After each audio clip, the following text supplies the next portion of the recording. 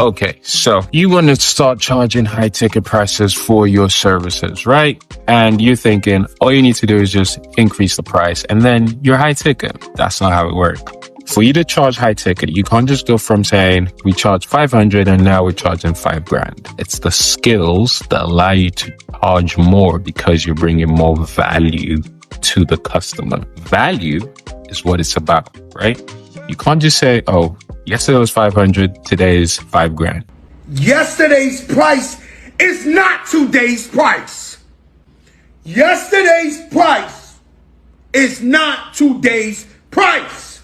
Not exactly like that. It's more of a case of this. You pick up the skills or you get the skills that allow you to solve more problems. The more problems you solve, the more the value increases, because when you solve more problems for the customer, they see it as way more valuable and they're like, wait, what? So you're doing all of that, or this service is going to provide all of that only for this price?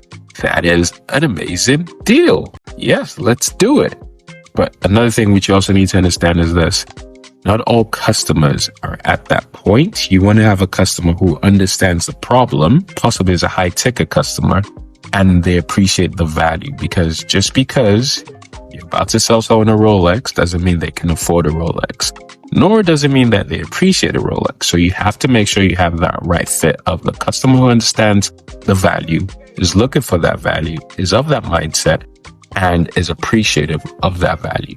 And again, it's not just a case of it's 500 and yesterday was 500 and today was $5,000. No, yesterday's price is not today's price. Yes, we've heard that, but it's about creating the value. How do you get the skills? How do you separate yourself? How do you identify those customers who understand that value? And how do you put yourself in that position to attract them? Let's discuss all those things now. How do you go from charging just £500 to charging $10K or $50K plus for a website? Not being a commodity and not overnight, right? So what I mean by not being a commodity, when you, and again, I learned this from Alex Hormozi and Blue Ocean Strategy, a book. Yeah, Blue Ocean Strategy is actually the book that discusses this, if I remember correctly. Also, Alex Hormozi talks about it a lot. But by not being a commodity means this. You have the option to compete in price, or you have the option to compete on value. Now, if you compete in price, it's basically a race to, can I be cheaper than this person? Can I be slightly cheaper than this other person? When you compete on value, it's what solutions can I provide to this person that allows them to see that what I'm giving them is actually a steal for what it's actually worth, right?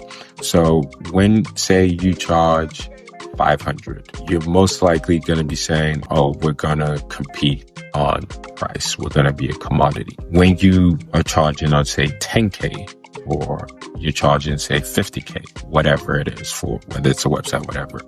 Again, you're competing on value. And when I say, in fact, the website, in say it's a 10K job or 50, whatever, right? The website is only like maybe 20% or 10% because you're solving bigger problems. I'll give you this as a hypothetical. Let's say there's a 10K website job that is being created, right? You've got that job.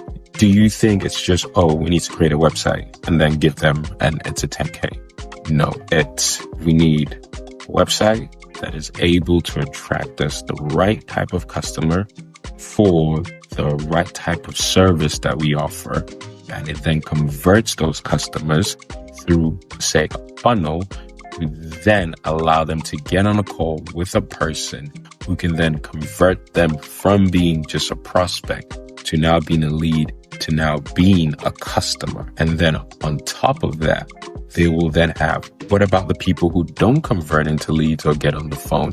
Is there a system that says, okay, these people came through, but they didn't actually convert? How can we then put them on a list where we are able to speak to them, say, maybe every other day, and try and bring them back in so we can get them on that phone call? That's not just a website that's going to do that. The website is first part. The systems that allow those other things to happen, those are like 7 other things down the line. So that's why I say solving bigger problems allows you to compete on the value that you can bring as opposed to the price.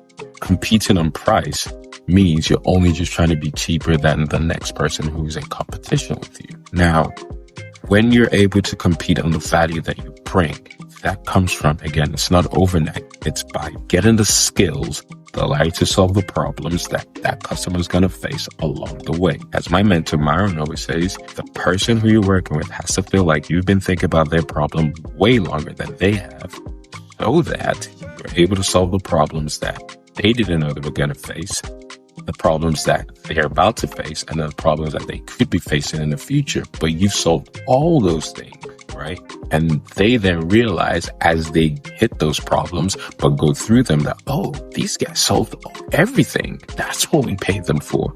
That's the value. And when I said originally that it looks like it's a steal, because when they actually get it, they're like, yo, these guys actually went way ahead of what we thought we were getting. That's the effect you always want to have. So that's how you go from charging, say, $500 to get it to $10K to $50K. Again, this is me speaking hypothetically. The ability to compete on value and the ability to compete in that realm is determined by your expertise. The better you are at what you do, the easier it is to get to that point where you can show and communicate the value that you're able to provide. And that comes through by sharing the knowledge that you do have, solving the problems that people are going to have, regardless of whether they're actually paid for it or not. It's actually showcasing your knowledge by solving people's problems. We do that through our Q&As because there are a lot of problems that people will have, and then we're able to solve them. Like, what is AI? What is this? How can we use AI for our business? My website is this, but it's not getting leads coming in. My leads are coming in, but the quality is not good. All these things. I want to build a course. I have leads, but I don't know how to warm them up into them becoming customers. I don't have a system that's going to take these people who are just prospects to becoming leads to then convert into customers. All those things come together to create that experience that positions you as an authority and not a commodity. So that's how, in, I guess, a summary version, position yourself as the authority and not a commodity.